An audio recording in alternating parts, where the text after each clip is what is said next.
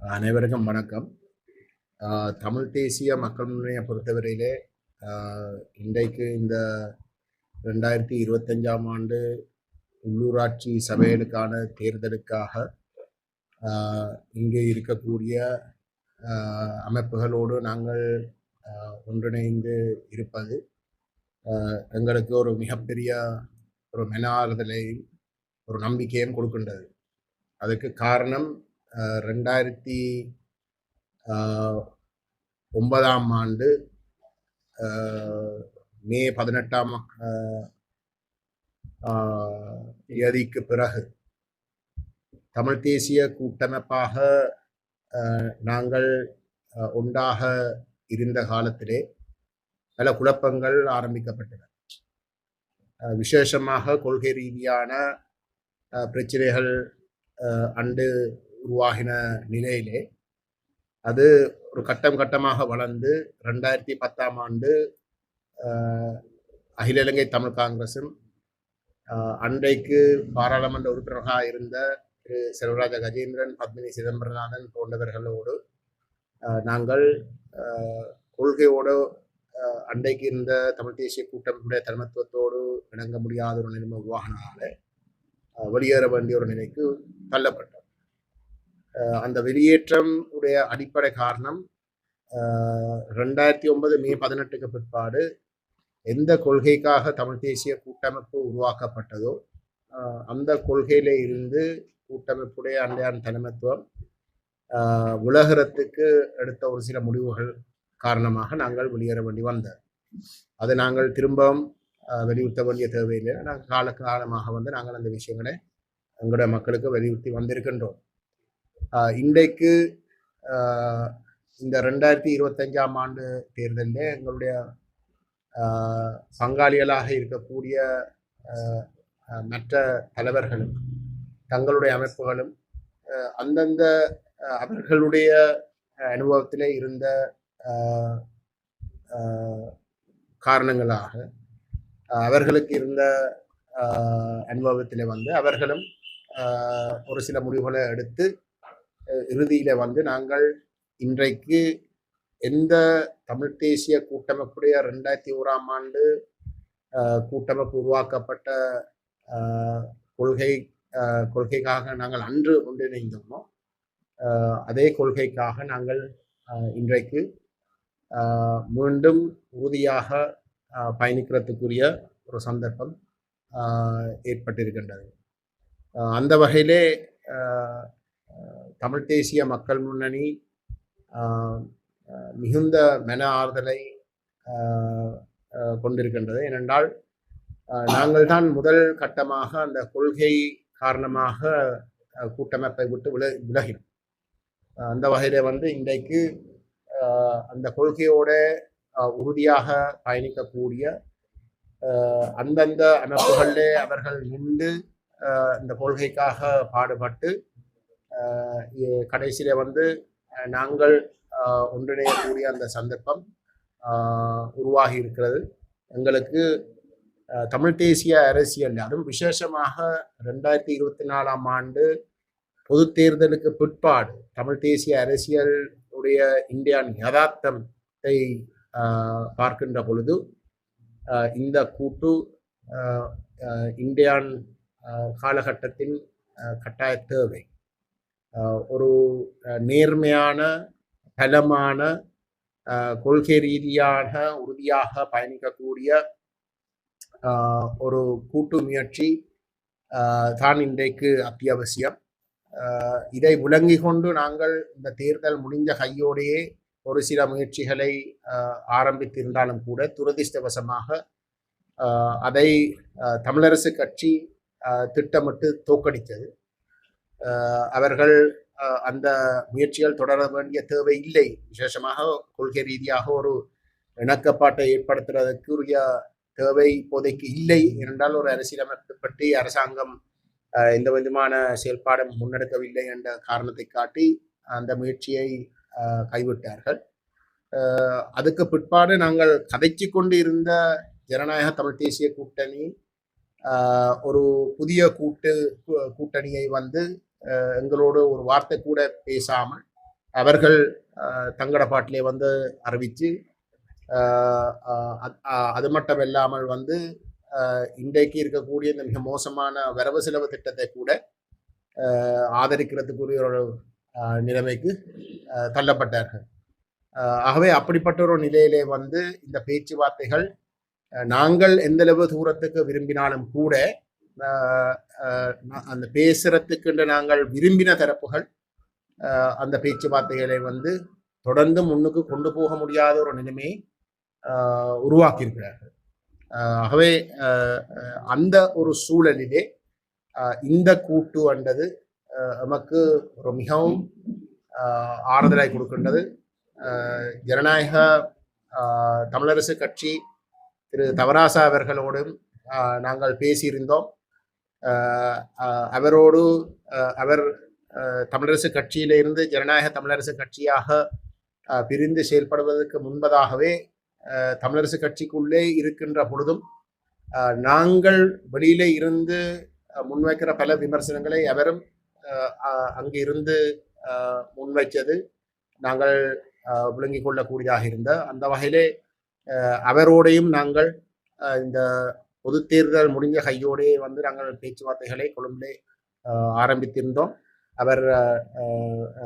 அவர் இங்கே நேரடியாக வர முடியாவிட்டாலும் அவருடைய அமைப்பினுடைய முக்கியமான பிரதிநிதி வந்து இங்கு திரு நாவலன் அவர்கள் இங்கு வருகை தந்திருக்கின்றார். அதே போன்று நான் திரு அருந்தோபாலன் அவர்களை பற்றியும் நான் சொல்ல வேணும். அருந்தோபாலன் ஐயா அரசியல்ல இருந்து ஒதுங்குறதாக அறிவித்திருந்தார்.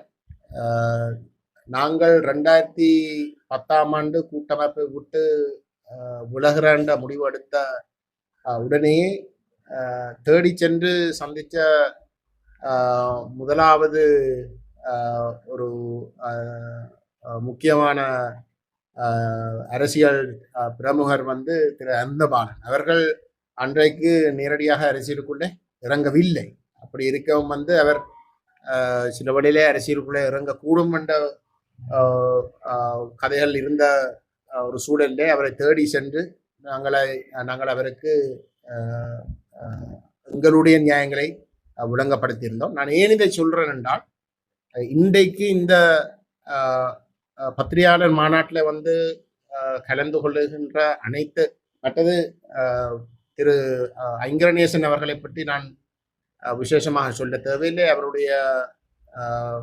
அவருடைய பின்னணி இந்த போராட்டத்தோடு அவர் நெருங்கி செயல்பட்டது, அவர்களுடைய கொள்கை ரீதியான தெளிவு அனைத்தும் நாங்கள் பார்த்து அறிஞ்சினாங்கள். ஆனால் துரதிர்ஷ்டவசமாக வந்து எங்களுக்கு ஒரு சந்தர்ப்பம் வந்து கிடைக்கவில்லை. என்றால் போர் முடிந்த கையோடு தான் அவர் போன்றவர்கள் வந்து அரசியலுக்குள்ளே நேரடியாக வந்து வருவதற்கு முடிவெடுத்திருந்தார்கள். ஆனால் அந்த காலகட்டத்தில் வந்து தமிழ் தேசிய கூட்டமைப்பு தான் தேசிய தலைவராலையும் தமிழ் விடுதலை புலிகள் இயக்கத்தாலையும் வந்து வழிகாட்டின அமைப்பென்ற ஒரு பரவலான ஒரு என்ன சொல்றது ஒரு கணிப்பொண்டு இருந்த கட்டத்தில் வந்து நாங்கள் சொல்லுகின்ற கருத்துகள் எந்த அளவு தூரத்துக்கு அடுபட்டு இருக்கும் என்ற ஒரு கேள்விக்குறியாக இருந்த ஒரு சூழல்ல அண்ணன் அவர்கள் வந்து கூட்டமைப்புள்ள தான் செல்ல வேண்டி வந்தது. திரு ஸ்ரீகாந்தா அவர்களும் சிவாஜிலிங்கம் அண்ணன் அவர்களும் நாங்கள் 2009 பிறகு கூட்டமைப்புக்குள்ளே நின்று நாங்கள் எந்தெந்த கருத்துக்காக வந்து நாங்கள் அங்கு வாதாடினோமோ அதே நிலப்பாட்டோடு தான் அவர்கள் அங்கு தமிழ் தேசிய கூட்டமைப்புடைய தலைமைத்துவத்தோடு அன்றைக்கு வாதாடினார்கள். அதுக்கு எதிராக கூட்டமைப்பு எடுக்கின்ற முடிவுகளுக்கு எதிராக வந்து வாதாடினார்கள். எனக்கு நல்ல ஞாபகம் வந்து ஜனாதிபதி தேர்தல் நடைபெற்ற பொழுது நாங்கள் இருவரும் வந்து இருதரப்பும் அந்த தேர்தலில் வந்து சரத் பொன்சேகாவை ஆதரிக்க கூடாது. ஒருவர் வந்து கொள்கை ரீதியாக ஒரு முடிவெடுத்து தலைமைத்துவம் கொடுத்தார், மற்றவர் வந்து அவருடைய முடிவை நடைமுறைப்படுத்துகிறவர் இடையிலே நடக்கின்ற போட்டியில வந்து போட்டியில எங்களுக்கு எந்த விதமான தீர்வும் கிடையாது என்ற ஒரு நிலைப்பாட்டோடு உறுதியாக இருந்தோம். அதில் இருந்த வேறுபாடு என்னென்றால் நாங்கள் பகிஷ்கரிப்பை கேட்டோம்.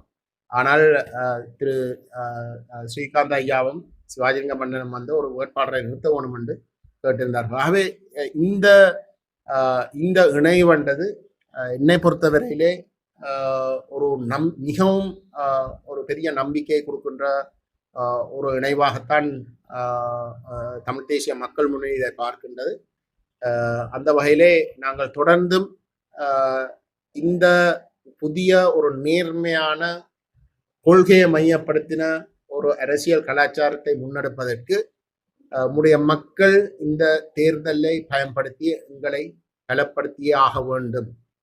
இந்த அணிக்கு நீங்கள் எந்த அளவுக்கு ஒரு ஆணையை வழங்குறீங்களோ, வடகிழக்கிலே தமிழர் தாயத்தில் வந்து எந்த அளவுக்கு ஒரு பலமான ஆணையை வழங்குறீங்களோ, அது மட்டும்தான் எதிர்காலத்திலே இன்றைக்கு எங்களோடு சேர்ந்து பயணிக்கிறதுக்கு மறுத்து ஒரு சில குழப்பங்களை செய்து கொண்டிருக்கிற தரப்புகளுக்கும் ஒரு கடும் நிர்பந்தத்தை ஏற்படுத்தி எதிர்காலத்திலேயாவது அவர்களும் திருந்தி ஒரு பலமான கொள்கையின் அடிப்படையிலே ஒரு நேர்மையாக தமிழ் தேசிய நிலைப்பாட்டை முன்னுக்கு கொண்டு போறதுக்குரிய ஒரு சந்தர்ப்பத்தை ஏற்படுத்தும். அதை நம்முடைய மக்கள் இந்த தேர்தலிலே அவருக்கு அந்த ஆணையை கொடுத்தே ஆகணும் என்றதை நாங்கள் உரிமையோடு கேட்டுக்கொள்ள விரும்புகின்றோம். ஒன்றாக பயணிக்கிறதுக்கு விரும்புகிற இடத்துல வந்து ஜனநாயக தமிழரசு கட்சியோடு சேர்ந்து கடந்த பாராளுமன்ற தேர்தலிலே செயல்பட்ட அனைத்து தரப்புகளோடும் வந்து நாங்கள் தொடர்பு கொள்ள முயற்சி எடுத்துறாங்களோ அந்த வகையில் வந்து திரு தவராசா அவர்களோடு நானும் திரு சரவணன் அவர்களோடு பற்றி கேட்ட பொழுது அவருக்கு இந்த தொடர்பு இல்லாமல் இருந்த ஒரு விடயத்தை என்னிடம் சொன்ன பொழுதும் கூட நானும் அந்த முயற்சியில எடுத்தேன். ஆனால் கணிசமான ஒரு நாட்கள் தாமதித்துத்தான் அவர் என்னிடம் பதில் அனுப்பினவர். அவர் யூகேல வந்து இருப்பதாகவும் அவர் நாடு திரும்பினவுடன் தொடர்பு எடுப்பார் என்ற கருத்தை தெரிவிச்சிருந்தார். நான் அவரோடு உரையாட முடியவில்லை. நான் வாட்ஸ்அப் மெசேஜ் ஊடாகத்தான் நான் அவரோடு தொடர்பு கொள்ளக்கூடியதாக இருந்தது. அந்த வகையில் வந்து அவருக்கு எழுத்து மூலமாக வந்து அவரும் ஜனநாயக தமிழரசு கட்சியினுடைய ஒரு பங்காளியாக கடந்த தேர்தலில் செயல்பட்ட காரணத்தினாலும் எதிர்காலத்தில் வந்து அவரும் எங்களோடு வந்து பயணிக்கிறதை நாங்கள் விரும்புகிறோம் என்ற ஒரு கருத்தை நான் தெரிவித்திருந்தார். ஆனால் இதுவரைக்கும் வந்து அதுக்கு பதில் கிடைக்கவில்லை. அவர் நாடு திரும்புவதுடன் அதுக்குரிய சரியான பதிலை எதிர்காலத்திலே நாங்கள் பெற்றுக்கொள்ளக்கூடியதாக இருக்கும் நான் யாழ்ப்பாணம் மாநகர சபையில வந்து தன்னுடைய வேட்புமனு நிராகரிக்கப்பட்டால் அணிக்கு பார்த்து வைக்குமாறு அர்ச்சனா வரவேற்கிறோம். அதை வரவேற்கிறோம். அவர் சரியான கருத்தை சொன்னால் வந்து நாங்கள் அதை வரவேற்க தான் வேண்டும். நாங்கள் திரு அர்ச்சனாவுடன் இப்பத்தான் நாங்கள் பேச தொடங்கியிருக்கிறோம். அவரே நினைக்கிறேன் அந்த கருத்தை சொல்லியிருக்கிறேன். நாங்கள் தான்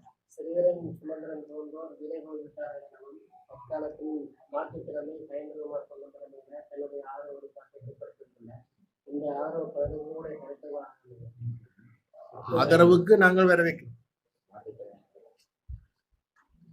ஆதரவை கொடுத்ததுக்கு நாங்கள் வரவேற்கிறோம்.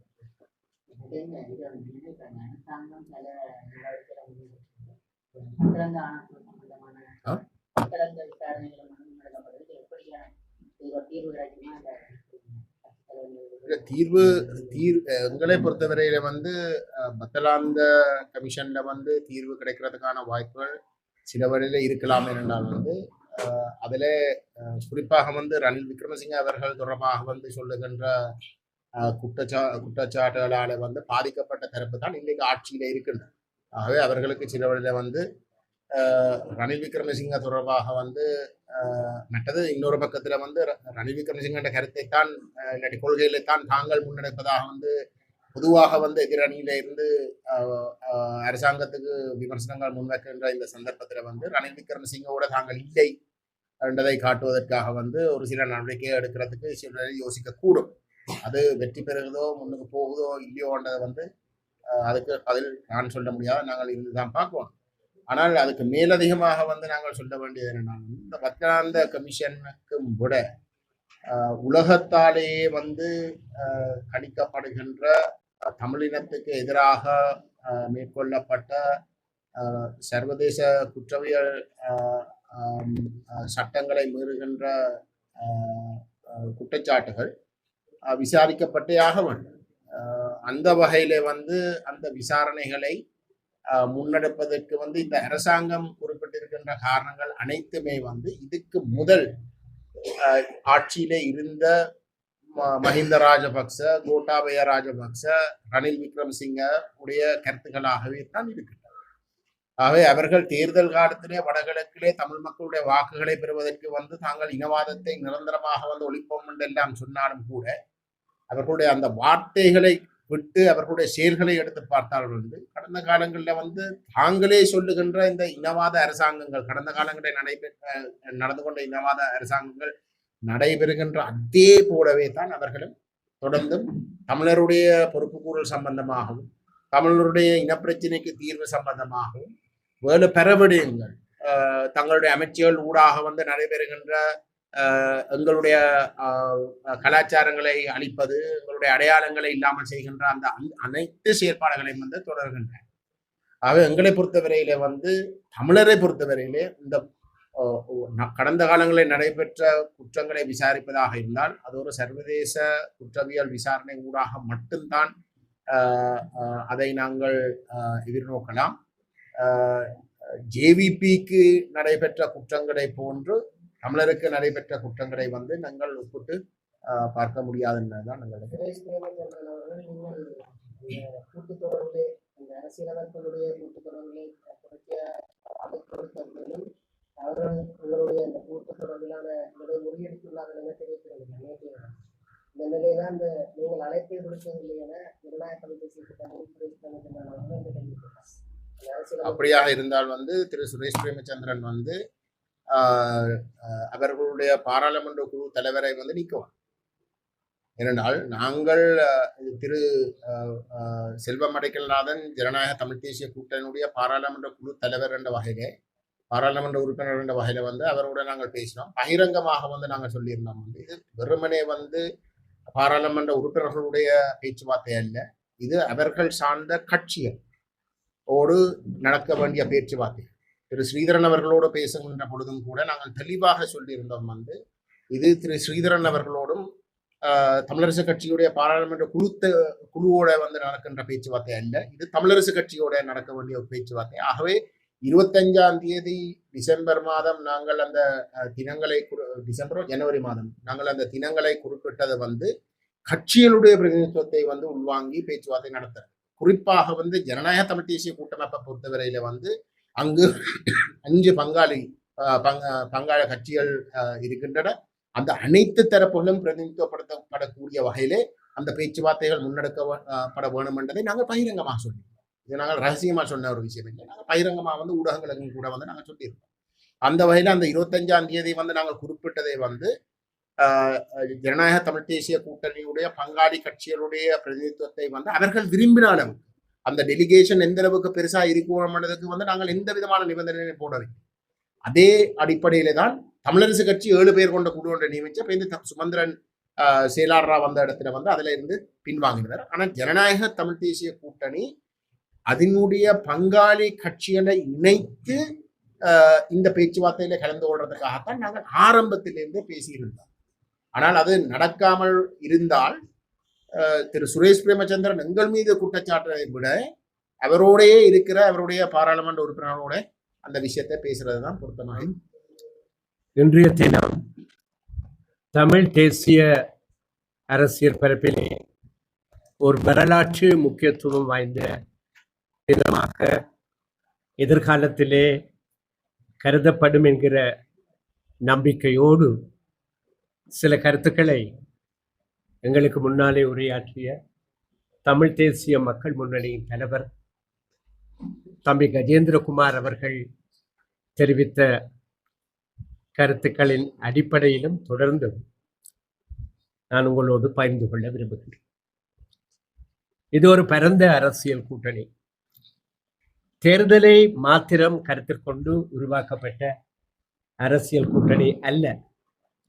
தேர்தலை எதிர்கொள்ளுகிற அதே நேரத்தில் தமது உரிமைகளையும் அவற்றுக்கு மேலாக தங்களுடைய உயிரினும் மேலான சுதந்திரத்தையும் தொடர்ந்து நீண்ட காலமாக கிடைக்கின்ற ஒவ்வொரு ஜனநாயக சந்தர்ப்பத்திலும் வலியுறுத்தி வந்திருக்கின்ற ஈழ தமிழ் மக்களுடைய அரசியல் அபிலாஷைகளை வென்றெடுக்க வேண்டும் என்கிற நோக்கத்தோடும் வென்றெடுக்க முடியும் என்கிற அதீத நம்பிக்கையோடும் இது உருவாக்கப்பட்டிருக்கிறது. இந்த கூட்டணியிலே எதிர்காலத்திலே இன்னும் சில கட்சிகள் இணையும் என்கிற நம்பிக்கையையும் நாங்கள் கொண்டிருக்கின்றோம். இன்றைய சூழ்நிலையிலே அரசியல் பரப்பிலே இப்பொழுது ஆட்சிக்கு வந்திருக்கிற தேசிய மக்கள் சக்தி என்கிற பழைய ஜனதா விமுக்தி பெரமுனவின் புதிய அரசியல் அவதாரம் கடந்த கால அரசாங்கங்கள் முன்னெடுத்த பௌத்த சிங்கள பேரினவாத நிகழ்ச்சி நிரலை தனக்கே உரிய தனித்துவமான பாணியிலும் நவீன முறையிலும் முன்னெடுக்க முனைந்து நிற்பதை நாங்கள் அனைவரும் நன்றாக அவதானிக்கக்கூடியதாக இருக்கிறது. இந்த சூழ்நிலையிலே எமது மக்களுடைய அரசியல் விருப்புகள், குறிப்பாக அரசியல் அபிலாஷைகள் எதிர்வரும் உள்ளூராட்சி தேர்தலிலே எமது இந்த தமிழ் தேசிய மக்கள் முன்னணியின் தலைமையிலான இந்த பரந்துபட்ட அணியின் ஊடாக நிலைநாட்டப்படுவதற்கும் முன்னெடுக்கப்படுவதற்கும் ஏதுவாக நமது மக்களுடைய ஆதரவினை நாங்கள் அன்போடும் உரிமையோடும் எதிர்பார்த்து நிற்கின்றோம். நேற்று வரையிலே, இன்னும் சொல்ல போனால் சில தினங்களுக்கு முன்பு வரையிலே 5 கட்சிகளை உள்ளடக்கி கடந்த சில காலமாக நாங்கள் பயணித்து வந்திருந்த ஜனநாயக தமிழ் தேசிய கூட்டணியிலிருந்து நாங்கள் சார்ந்திருக்கிற தமிழ் தேசிய கட்சி வெளியேறியாக வேண்டிய ஒரு நிலைமை ஏற்பட்டது. ஜனநாயக தமிழ் தேசிய கூட்டணியின் ஒரே ஒரு பாராளுமன்ற உறுப்பினராக வன்னி மாவட்டத்திலிருந்து, அதுவும் அங்கத்துவ கட்சிகளில் ஒன்றான தமிழீழ விடுதலை இயக்கத்தின் தலைவராக இருந்து பிரதிநிதித்துவப்படுத்தி நிற்கின்ற அன்புக்குரிய தம்பி செல்வம் அடைக்கலநாதர் அவர்கள் தொடர்ந்து கொண்டிருக்கிற இந்த வரவு செலவு திட்ட நிகழ்வுகளிலே நடந்து முடிந்த 2வது வாக்கெடுப்பிலே வரவு செலவு திட்டத்திற்கு ஆதரவாக வாக்களித்தார் என்பது எங்களால் ஜீரணிக்க முடியாத ஒரு விடயம். அதை நாங்கள் அந்த நிகழ்வை தொடர்ந்து ஜனநாயக தமிழ் தேசிய கூட்டணியின் 5 கட்சிகளும் நாங்கள் உட்பட கலந்து கொண்ட ஜூம் முறையிலான கூட்டத்திலே திட்டவட்டமாக அந்த கூட்டத்தின் ஆரம்பத்திலேயே சுட்டிக்காட்டி, அதற்கு பிரதியீடாக தம்பி அடைக்கலநாதன் வரவு செலவு திட்டத்தின் இறுதி வாக்கெடுப்பிலே அதற்கு எதிராக வாக்களிக்க வேண்டும் என்ற கோரிக்கையை அன்போடும் பணிவோடும் உரிமையோடும் நாங்கள் சமர்ப்பித்தோம். இதில் உள்ள இன்னும் ஒரு முக்கியமான விடயம், எமது கோரிக்கையை, எமது உணர்வுகளை அந்த கூட்டணியிலே இப்பொழுதும் அங்கம் வைத்துக் கொண்டிருக்கிற புரட்சி இயக்கத்தின் தலைவர் அண்ணன் சித்தார்த்தன் அவர்களும், ஈழமக்கள் புரட்சிகர விடுதலை முன்னணியின் தலைவர் தம்பி பிரேமச்சந்திரன் அவர்களும் கூட வலியுறுத்தினார்கள். ஆனால் அந்த கூட்டத்திலே கலந்து கொண்ட தம்பி செல்வம் அடைக்கலநாதன் தன்னால் அரசாங்கத்தின் வரவு செலவு திட்டத்துக்கு எதிராக வாக்களிக்க முடியாது, வேண்டுமானால் நடுநிலைமை வைக்கலாம் அல்லது வாக்கெடுப்பை புறக்கணிக்கலாம் என்கிற ஒரு சமரச கோரிக்கையை தனக்கே உரிய பாணியிலே முன்வைத்த பொழுது நாங்கள் அதை திட்டவட்டமாக நிராகரித்தோம். ஈற்றில் அவரை அன்போடு வேண்டிக் கொண்டோம், தயவு செய்து நீங்கள் வரவு செலவு திட்டத்துக்கு எதிராக இறுதி வாக்கெடுப்பிலே வாக்களிக்க வேண்டும் என்று கோரினோம்.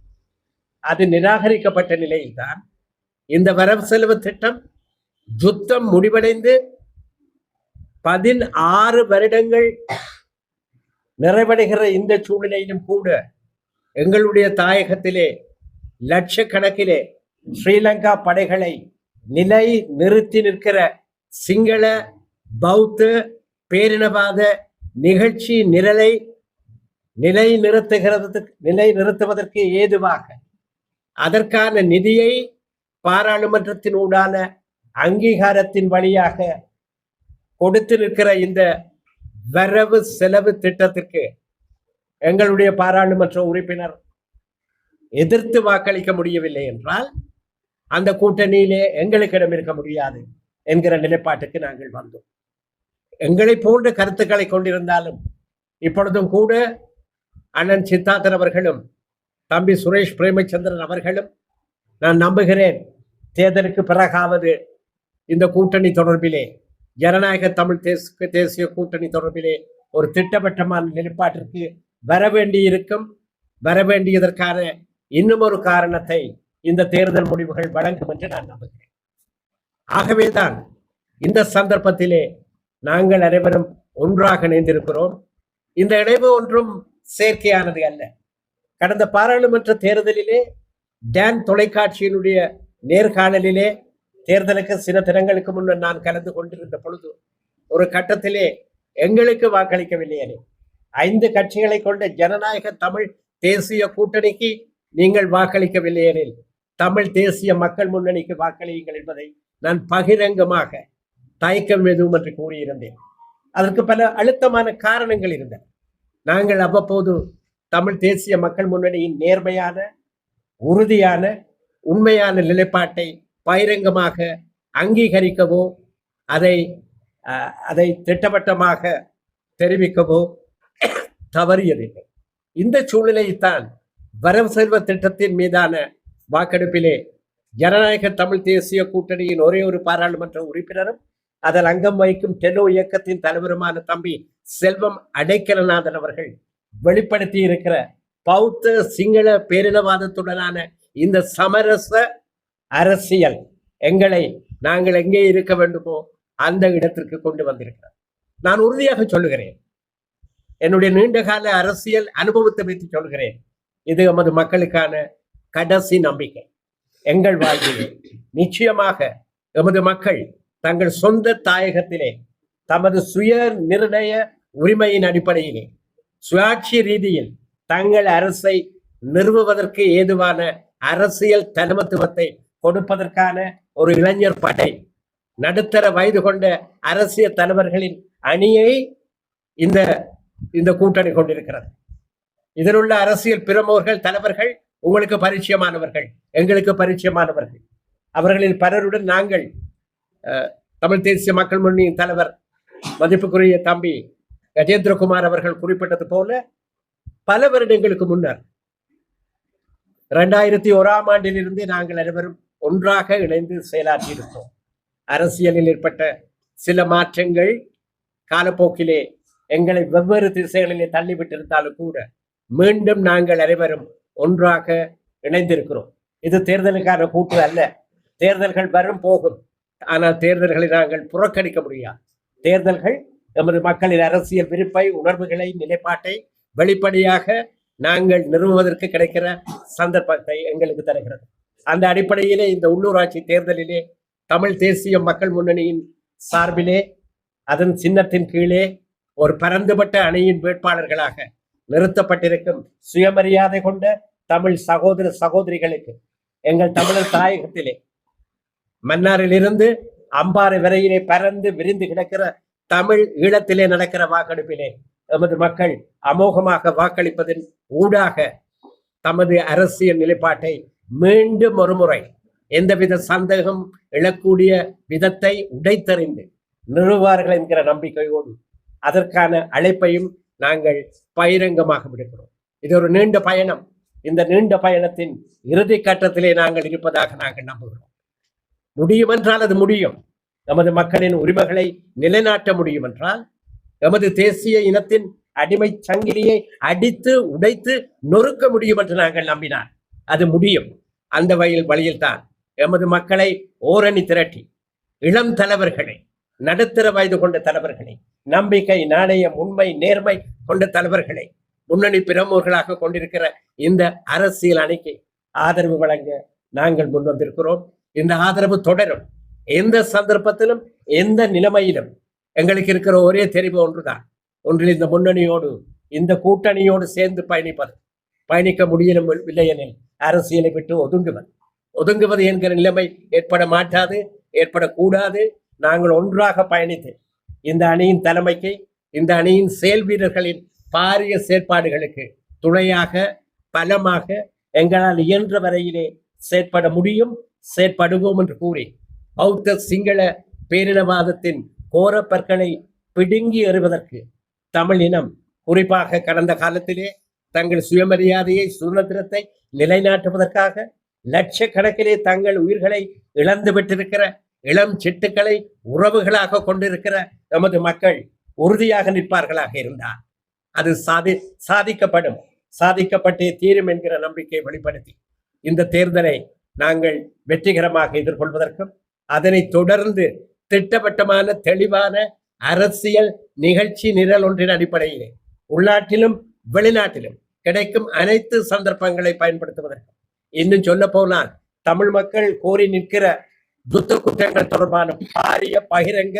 சர்வதேச விசாரணையை வலியுறுத்துவதற்கு யுத்த குற்றவாளிகள் அனைவரையும் தயவு தாட்சணியமின்றி நீதியின் முன்னாலே சர்வதேச அரங்கிலே, சர்வதேச நீதிமன்றத்திலே நிறுத்துவதற்கும் இந்த அணி தன்னால் இயன்ற வரையிலே தொடர்ந்து பணியாற்றும் என்கிற நம்பிக்கையையும் வெளிப்படுத்தி இந்த சந்தர்ப்பத்திற்காக நன்றி கூறுகிறேன். இது உங்களது சந்தர்ப்பம், வரலாறு தந்திருக்கிற சந்தர்ப்பம். இந்த சந்தர்ப்பத்தை நாங்கள் தவறவிட முடியாது. சந்தர்ப்பங்களை தவறவிட்டால் அதனுடைய விளைவுகள் பாரதூரமாக அமையும் என்பதை வரலாறு கூறியிருக்கிறது. இந்த சந்தர்ப்பத்தை நாங்கள் பயன்படுத்துவோம். ஒரு நல்ல தலைமையை நாங்கள் முன்னிறுத்தி இருக்கிறோம்.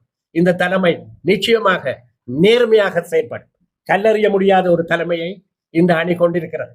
ஆகவேதான் இதற்கு வெளியே இருப்பவர்களும் உள்ளே வருவதற்கு ஏதுவாக கண்ணியமான தம்பி கஜேந்திரகுமார் அவர்கள் சொன்னது போல ஒரு நல்லதொரு நாகரிகமான அரசியல் கலாச்சாரத்தின் பிரதிநிதிகளாக இந்த அணி மக்களின் ஆதரவை நாடி நிற்கிறது. மிகுதி மக்களை பொறுத்தது. இந்த ஊடக சந்திப்பிலே தமிழ் தேசிய மக்கள் முன்னணியுடன் ஏன் இணைந்து தமிழ் தேசிய கட்சி உட்பட பல கட்சிகள், அமைப்புகள் ஒரு கூட்டாக வந்திருக்கிறது என்பதை பற்றி எனக்கு முன்னால் பேசிய தலைவர்கள் உங்களுக்கு தெளிவுபடுத்தி இருந்தார்கள்.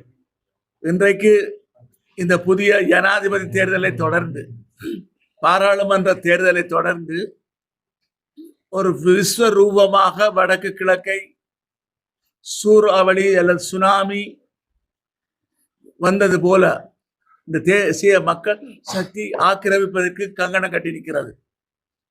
அவர்கள் பல குறிப்பான செயல் திட்டங்களை தீட்டியிருக்கிறார்கள். அதில் குறிப்பாக கல்வெட்டுத்துறையை நோக்கி நேரடியாக ஜனாதிபதி அருணகுமார திசாநாயக்கா வந்தது.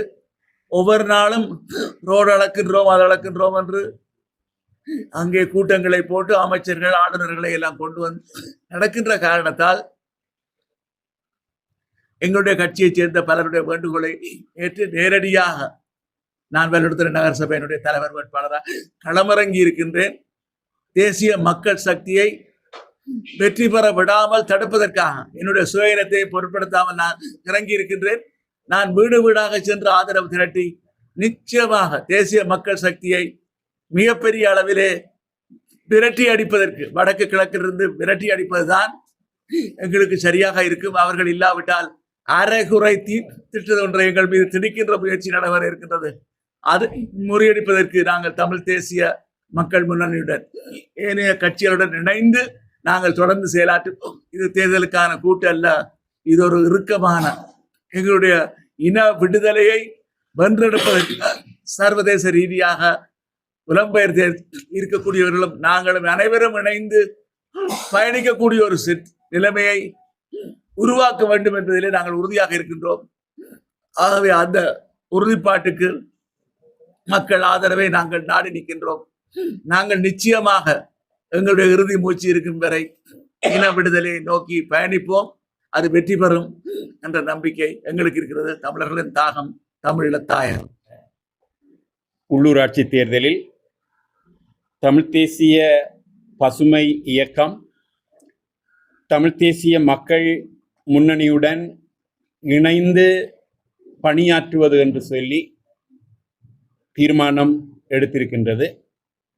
இந்த தீர்மானம் என்கின்றது வெறுமனே தமிழ் தேசிய பசுமை இயக்கத்தினுடைய முடிவாக நான் கருதவில்லை. மக்களினுடைய விருப்பாக, அதாவது தமிழ் தேசிய மக்கள் முன்னணியை பலப்படுத்த வேண்டும் என்கின்ற ஒரு முடிவு மக்களிடம் இருக்கின்றதின் அடிப்படையில் அந்த முடிவுக்கு செவி சாய்த்து நாங்கள் இந்த அணியில் இணைந்து தமிழ் தேசிய மக்கள் முன்னணியை இந்த உள்ளூராட்சி சபைகளில் சகல சபைகளையும் கைப்பற்றுவதற்கான முயற்சியில் நாங்களும் சேர்ந்து ஈடுபட்டிருக்கின்றோம். உண்மையில் அரசியல் என்கின்றது மக்களுக்கானது, வெறும் கதைகளுக்கானது அல்ல. எங்களை பொறுத்தவரையில் தமிழ் தேசியம் என்கின்ற சொல்லு என்று மேடைகளில் தேர்தல்களின் போது முழங்கப்படுகின்ற சொல்லாக மாத்திரமே இருக்கின்றது. எங்களுடைய பார்வையில் அது மக்களிடம் குடிகொண்டிருக்கின்றது. மக்களினுடைய ஆத்மாதான், தமிழ் மக்களுடைய ஆத்மா என்கின்றது தான், அல்லது அவர்களுடைய ஆன்மா என்கின்றது தான் தமிழ் தேசியம் என்கின்றது எங்களுடைய நிலைப்பாடு. இன்று பல்வேறு வகையான கட்சிகள் தமிழ் தேசியத்தின் பெயரால் அவற்றை முன்னொட்டுகளாக கொண்டு இயங்கி வருகின்றன. பலரும் எங்களுடன் இது தொடர்பாக, இந்த கூட்டணி தொடர்பாக பேசியிருக்கின்றார்கள். ஆகவே நாங்கள் எந்த அடிப்படையில் தமிழ் தேசிய முன்னணியுடன் பயணிப்பதற்கான முடிவை எடுத்தோம் என்கின்றதை நாங்கள் சொல்ல வேண்டிய கடப்பாடு எனக்கு இருக்கின்றதாக நான் கருதுகின்றேன். நான் முதலில் குறிப்பிட்டது போன்று தேசியம் என்கின்றது வெறுமனே அரசியல் சொல் அல்ல. அது எங்களுடைய மக்களினுடைய வாழ்க்கையுடன், வாழ்வுடன், சுற்றுச்சூழலுடன், அவர்களுடைய பண்பாட்டுடன், சகல விடயங்களுடனும் தொடர்புபட்ட ஒன்று. இன்று எங்களுடைய இளைய சமுதாயம் போதைப் பொருளுக்கும் பல்வேறு வகையான சமூக சீரழிவுகளுக்கும் சிக்கி சீரழிந்து கொண்டிருக்கின்ற பொழுது நாங்கள் நம்புகின்ற தேசியத்தின் பெயரால் இயங்கிக் கொண்டிருக்கின்ற கட்சிகளினுடைய தலைவர்கள், உறுப்பினர்கள் மதுபான சாலை அனுமதி பத்திரங்களை பெற்று விற்று அவற்றினால் தங்களுடைய கல்லாக்களை நிரப்புகின்ற பொழுது அந்த அணிக்கு நாங்கள் அளிக்கின்ற ஆதரவு என்கின்றது மென்மேலும் எங்களுடைய இளைய தலைமுறையை படுகொலிக்குள் தள்ளுவதாகவும், சில கட்சிகளினுடைய அல்லது தலைவர்களை அல்லது பாராளுமன்ற உறுப்பினர்களை பொருளாதார ரீதியாக அவர்களுடைய சொந்த தேவைகளை ஈடு செய்யும் பொருட்டு வலுப்படுத்துவதாகவும் அமையும் என்கின்றதின் அடிப்படையில் நாங்களே அவர்களை நிராகரிக்க வேண்டிய நிலைப்பாடு எங்களுக்கு இருக்கின்றது. இரண்டாவதாக, கடந்த நாடாளுமன்ற தேர்தலில் இருந்து தமிழ் தேசிய அரசியலில் புதிதாக ஒரு கலாச்சாரம், ஒரு பெரும் கொள்ளை நோய் போல தொற்றியுள்ளது. பன்னாட்டு நிறுவனங்களினுடைய பணத்துக்கு விலை போய் மக்களை அடகு வைக்கின்ற அல்லது அடவி வைக்கின்ற கலாச்சாரம் புதிதாக தொடங்கப்பட்டிருக்கின்றது. எந்த கட்சி என்று இல்லாமல் கொடுக்கப்படுகின்ற பணத்தை வாங்கி தாங்கள் சார்ந்து நிற்கின்ற கூட்டுக்கு விரோதமாக, தங்கள் கட்சி தலைமைக்கு விரோதமாக, எல்லாவற்றுக்கும் மேலாக தங்களது மக்களுக்கும் விரோதமாக அந்த நிறுவனங்களின் செயற்பாடுகளுக்கு பாராளுமன்றத்தில் அனுமதி பெறுவதற்காக குரல் கொடுக்கக்கூடிய ஒரு ஏவலாளிகளாக எங்களுடைய பாராளுமன்ற உறுப்பினர்களாக வெல்ல வேண்டும் என்பதற்காக கோடானு கோடி பணம் கொடுக்கப்பட்டது. இன்று அவர்களுக்கு நாங்கள் ஆதரவு அளிப்போமாக இருந்தால் நிச்சயமாக ஒரு மோசமான சீரழிவு கலாச்சாரத்துக்கு தமிழ் தேசிய அரசியல் தள்ளப்படும். ஆகவே இவற்றை பரிசீலித்ததின் அடிப்படையில் கோட்பாட்டு ரீதியாக எந்த விதமான சலுகைகளுக்கும் துணை போகாது, எந்த நெருக்குதல்களுக்கும் அடிபணியாது, யுத்தத்தின் பின்னர் கூட தமிழ் தேசியம் என்கின்ற அந்த நெருப்பை பலர் அணைத்து அவற்றை நூற்று விடுவதற்காக தெரியக்கூடிய சூழ்நிலையில் இன்றும் அடைகாத்து எங்களால் இயலாது போனாமல் இருந்தாலும் கூட அடுத்த தலைமுறையிடம் எங்களுடைய விடுதலை போராட்ட உணர்வை கையளிக்க வேண்டிய கடப்பாடு எங்களுடன் இருக்கின்றது என்கின்றதன் அடிப்படையில் பயணித்துக் கொண்டிருக்கக்கூடிய தமிழ் தேசிய மக்கள் முன்னணிக்கு நாங்கள் ஆதரவு அளிக்க வேண்டிய கடப்பாடு இதனாலே ஏற்பட்டது. நான் முன்னர் குறிப்பிட்டது போன்று இது எங்களின் தெரிவு, எங்களின் விருப்பம் அல்ல, மக்களினுடைய விருப்பம் இதுவாகத்தான் இருக்கும். ஆகவே இந்த கூட்டணியில் எத்தனை பேர் இருக்கின்றார்கள், எவ்வளவு பேர் இருக்கின்றார்கள் என்கின்றதற்கும் அப்பால் இது கொள்கைகளின் அடிப்படையில் கட்டப்பட்ட ஒரு அணி என்கின்றதன் அடிப்படையில் இது வலுவான கூட்டணி. இங்கே சகல பிரதேச சபைகளும் உள்ளூராட்சி சபைகளிலேயும் தமிழ் தேசிய மக்கள் முன்னணியை மக்கள் ஆதரிக்க வேண்டும் என்பதற்கான பிரச்சாரத்தில் தமிழ் தேசிய பசுமை இயக்கம் பரிபூரணமாக பங்கேற்கும். மக்களும் அதற்கான ஆதரவை வழங்க வேண்டும் என்று சொல்லி நான் கேட்டுக்கொள்ள விரும்புகிறேன். என்னுடைய ஆதரவாளர்களும் தமிழ் மக்கள் தேசிய முன்னணிக்கு ஆதரவு அளிக்க முன்வந்தமைக்கான காரணம் தேர்தல் அல்ல. எமது தமிழ் தேசமும் தமிழ் தேசத்து மக்களினுடைய அபிலாசைகளை அடிப்படையாக கொண்டே எங்களுடைய முடிவு இவ்வாறு அமைகின்றது. நிச்சயமாக கடந்த காலத்தில் நாங்களும் சரி அவர்களும் சரி சில விமர்சனங்களை எதிரெதிராக வைத்தவர்கள்தான். ஆனால் இன்று மக்களுடைய இருப்பையும் எஞ்சியிருக்கின்ற இருப்பையும் இறமையையும் மிக போலியான கவர்ச்சியான தோற்றத்துடன் கருவறுக்க வருகின்ற ஒரு பெரிய பேரிடர் எங்களை நோக்கி வருகின்ற பொழுது கொள்கை வழி நேர்மையாக செயற்படுகின்ற அத்தனை பேரும் ஒன்றாக வேண்டிய ஒரு கடப்பாடு, ஒரு அவசியம் இந்த நேரத்தில் எங்கள் எல்லோருக்குமே ஏற்பட்டிருக்கின்றது. அதை மனதில் கொண்டே இவ்வாறான ஒரு முடிவை நாங்கள் எல்லோரும் இந்த நேரத்தில் எடுத்திருக்கின்றோம்.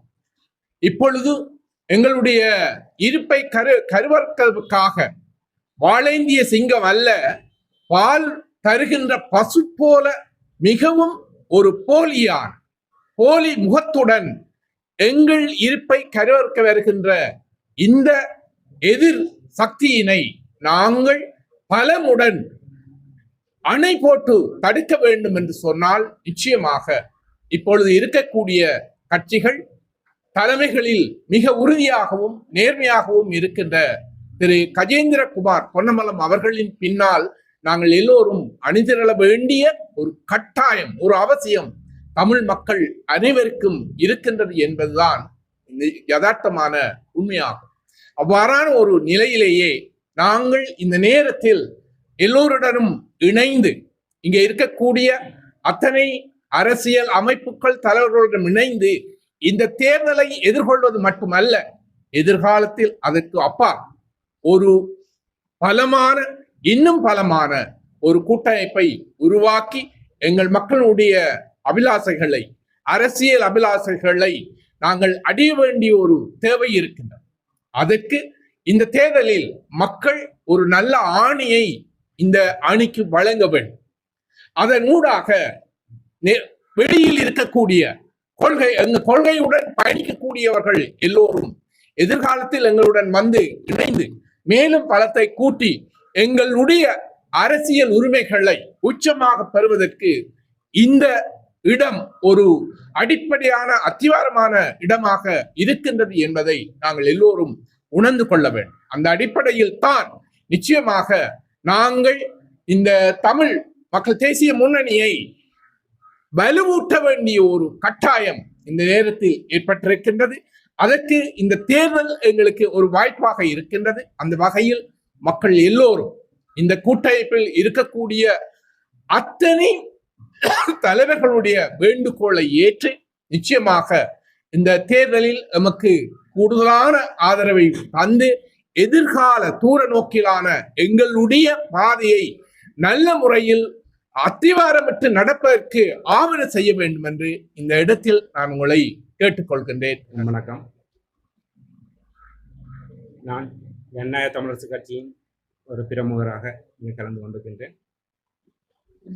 நமது ஜனநாயக தமிழரசு கட்சியின் தலைவராகிய KV தவராஜா அவர்கள் சுவையினம் காரணமாக இங்கு வருகை தர முடியவில்லை. அதனால் நான் கலந்து கொண்டிருக்கின்றேன். தொடர்ந்து பேச்சுக்களும் கலந்து கொண்டிருக்கின்றேன். குறிப்பாக எமது தமிழ் சமூகத்தின் இருப்பை தக்க வைப்பதற்காக ஒரு ஒன்றிணைவு தேவைப்பட்ட இந்த நேரத்திலே எல்லோரும் ஒன்றிணைய வேண்டும்.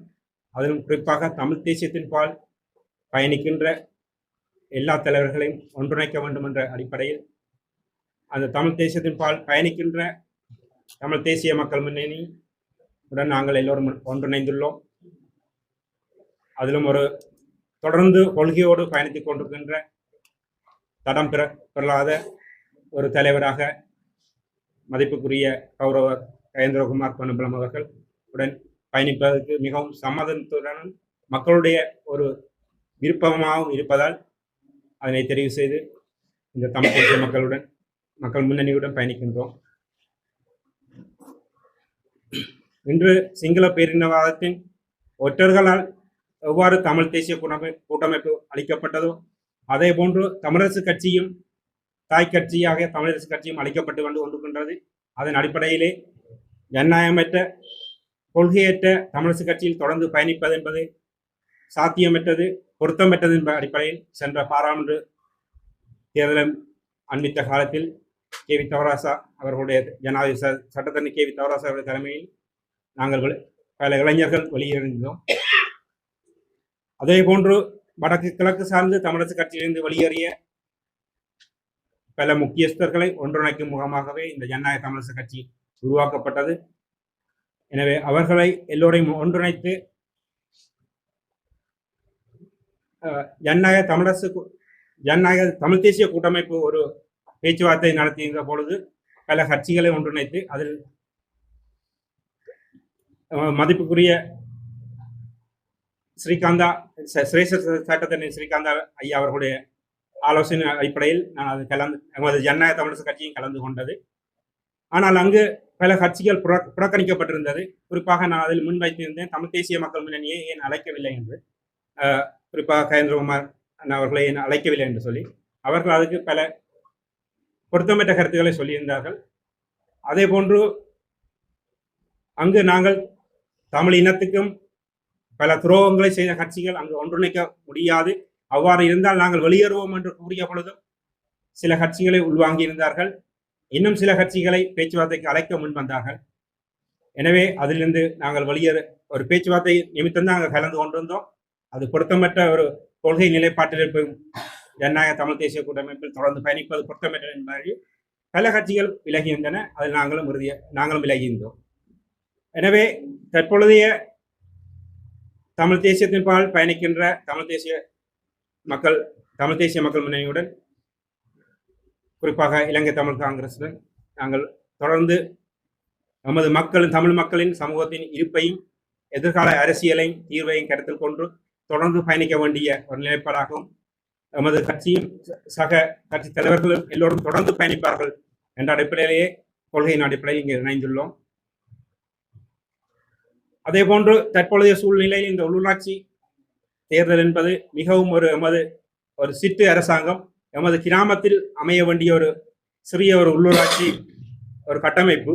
ஆனால் இந்த கட்டமைப்பை உடைப்பதற்காகவும் அந்த கிராமங்களில் இருக்கின்ற சமூகம் சார்ந்த ஒரு கட்டமைப்பை உடைப்பதற்காகவும் சிங்கள பேரினத்தால் பல கட்சிகள் இங்கு வந்து போட்டியிடுகின்றார்கள். பல வடக்கு கிழக்கு சார்ந்தும் அதிலும் குறிப்பாக சுயேட்சை குழுக்களை அவர்களை பெருமளவான நிதிகளை வழங்கி பல சுயேட்சை குழுக்களை சென்ற பாராளுமன்ற தேர்தலிலும் போட்டியிட வைத்திருந்தார்கள்.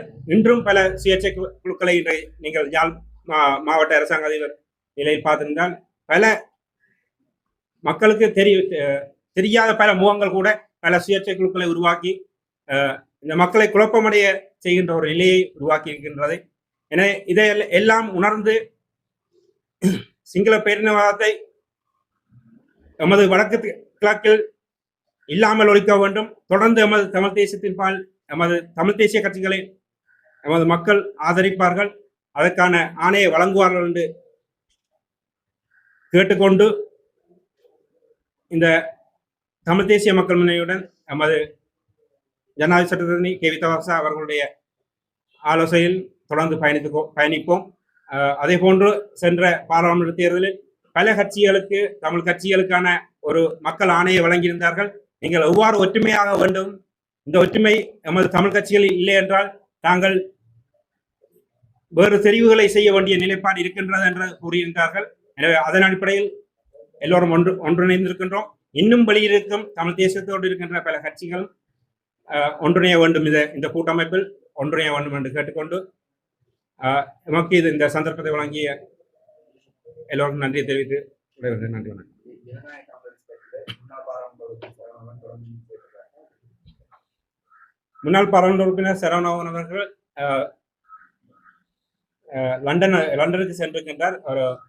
நான் நினைக்கிறேன் அவர் சுயநலம் காரணமாக அதுக்கு ட்ரீட்மெண்ட் பெறுவதற்காக சென்றிருக்கிறார். அவரை தொடர்ந்து நாங்கள் தொடர்பு கொள்ள முடியவில்லை. பல வழிகளிலும் நமது தலைவர் ஜனாதிபதி செக்ரட்டரி கே வி தவராஜா அவர்களும் தொடர்பு கொண்டிருந்தார். நாங்கள் தொடர்பு கொண்டோம், முடியவில்லை. ஆனால் அவருடைய பிரதிநிதியாக இணைப்பாளர்கள் கலந்து கொண்டு அவருடைய தற்பொழுதைய கருத்து வேறு விதமாக இருந்தது. அதாவது இந்த தமிழ் தேசிய மக்கள் முன்னணியோடு தாங்கள் பயணிக்க விரும்பவில்லை என்ற மாதிரி அவர் கூறுகின்றார். ஆனால் உண்மையிலே சரவணபவன் ஐயா அவர்கள் வந்திருந்தால் அவர் சரியான தெரிவை எடுத்திருப்பார். இந்த தமிழ் தேசிய மக்கள் முன்னணியுடன் தொடர்ந்து பயணித்திருப்பார் என்ற மக்களுடைய ஆணை இந்த தமிழ் தேசிய கூட்டமைப்பு இல்லாமல் ஒரு அன்னளவாக பல கட்சிகள் ஏற்கனவே பிரிந்திருந்தாலும் 2023 ஆண்டு இந்த உள்ளூராட்சி எலெக்ஷன் காலத்திலே தான் இந்த தமிழ் தேசிய கூட்டமைப்பு இல்லாமல் ஆக்கப்பட்டது. குறிப்பாக அதில் மட்டக்களப்பில் அதில் குறிப்பாக முன்னாள் பாராளுமன்ற உறுப்பினர் சுமந்திரன் அவர்கள் கூறியிருந்தார், உள்ளூராட்சி எலெக்ஷனில் நாங்கள் தனித்து போட்டியிட்டால்தான் அதிக அளவு வாக்குகளை பெற முடியும், அதிலும் விருப்பு ஆசனங்களை விகாசார ஆசனங்களை பெற முடியும் என்று கூறியிருந்தார். ஆனால் அது மிகவும் ஒரு பிழையான ஒரு கருத்து. ஏனென்று சொன்னால் எல்லோரும் ஒன்றாக இணைந்து எவ்வளவு அதிகமான வாக்குகளை நாங்கள் பெறுகிறோமோ அந்த முழுமையான ஆசனங்கள் கூட நாங்கள் பெற முடியும். மெஜாரிட்டியாக நாங்கள் செயற்பட்டோம்னு சொன்னால் எல்லா கட்சிகளும் பிரிவின்மை இல்லாமல் தமிழ் தேசிய கட்சிகள் ஒன்றாக பயணிக்குமா இருந்தால் முழுமையான அதிக வாக்குகளை பெறுவதன் மூலம் முழுமையான அந்த உள்ளூராட்சி சபையை கைப்பற்ற முடியும். ஆனால் அவ்வாறு இல்லாமல் ஒரு சாதாரண சிற்றரசு இந்த உள்ளூராட்சி எலெக்ஷனுக்காக இந்த தமிழ் தேசிய கூட்டமைப்பை இல்லாத ஒழிக்கின்றார்கள். அதே இந்த உள்ளூராட்சி தேர்தல் காலத்திலே எமது மக்களின் அபிலாசைக்காகவும் தீர்வுக்காகவும் தொடர்ந்து பயணிக்க வேண்டிய ஒரு நிலைப்பாட்டில் இன்று இந்த தமிழ் தேசிய முன்னணியோடு எல்லா கட்சிகளும் ஒன்றிணைக்கின்றார்கள். இது எமது மக்கள் ஏற்றுக்கொள்வார்கள். ஏனைய இந்த சிங்கள பேரினவாதத்தின் ஒற்றர்களுக்கு இது ஒரு பெரும் சவாலாக இருக்கும் என்று கூறிக்கொள்கின்றேன்.